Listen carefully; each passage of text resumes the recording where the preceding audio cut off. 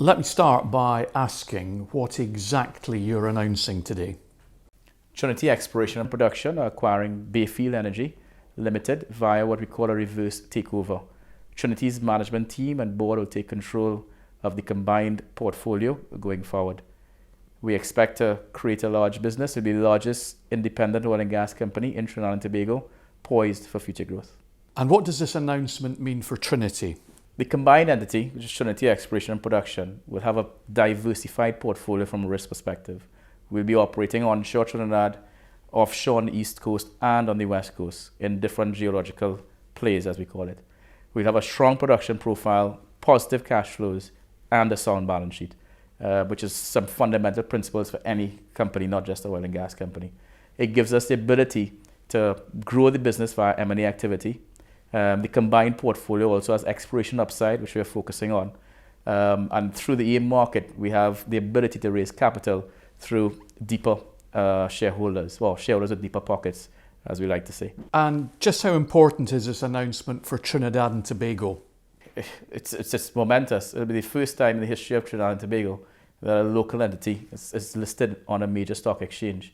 The industry in Trinidad and Tobago has been around for 100 years. We were one of the first wells drilled in the Western Hemisphere, Trinidad and Tobago.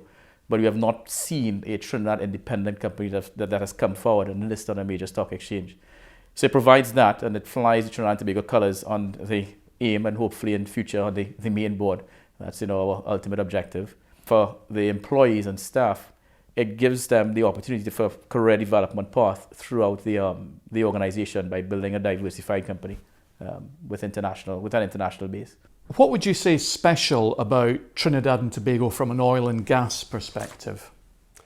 Well, unbeknown to much of the world, Trinidad has been a exporting oil and gas country for over 100 years. It's a part of the eastern Venezuelan extension, which is probably the most prolific hydrocarbon province on the planet.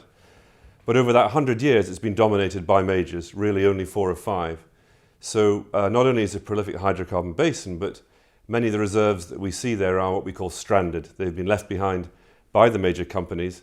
As the majors have grown and moved on, they've bypassed much of the smaller pools, which is what we as Trinity are positioning ourselves to access. And how do you see the prospects for the combined group? The combined group has a diversified asset portfolio and generates strong cash flows. So we have a fairly strong balance sheet, which gives us the ability to execute the existing work program. So based on that existing base or strong foundation, it creates a platform for growth. Within Trinidad and Tobago, you have many international oil companies, and those companies have a different business model to what we currently have. And that creates an opportunity for the independents going forward. As you may or may not be aware, 25 years ago, the North Sea was dominated by the BPs and BGs of the world, and the independents came along and transformed the entire industry.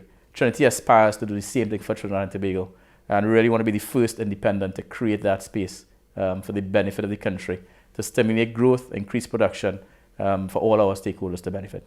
Does all this mean a new strategy for Trinity? What will Trinity look like in the future? It's maintaining the existing strategy. So we've always, our core strategy is to increase production and reserves. We've done 2 mergers and acquisitions in the past. This is our 3rd. So it's actually in line with our strategy, and our continuing strategy is to grow the existing business via mergers and acquisitions and through the drill bit. So the core strategy has not changed. What has changed is the vehicle. So before we were private, and now we're a publicly listed company. So that is the only real change going forward. Why, though, have you chosen to use a reverse takeover for this announcement? The opportunity came up with Bayfield's entity. And the management team at Bayfield realized that they also believe in the asset and they wanted to retain their equity stake. So it's actually an all-equity merger. So they retain their shareholding within the combined entity.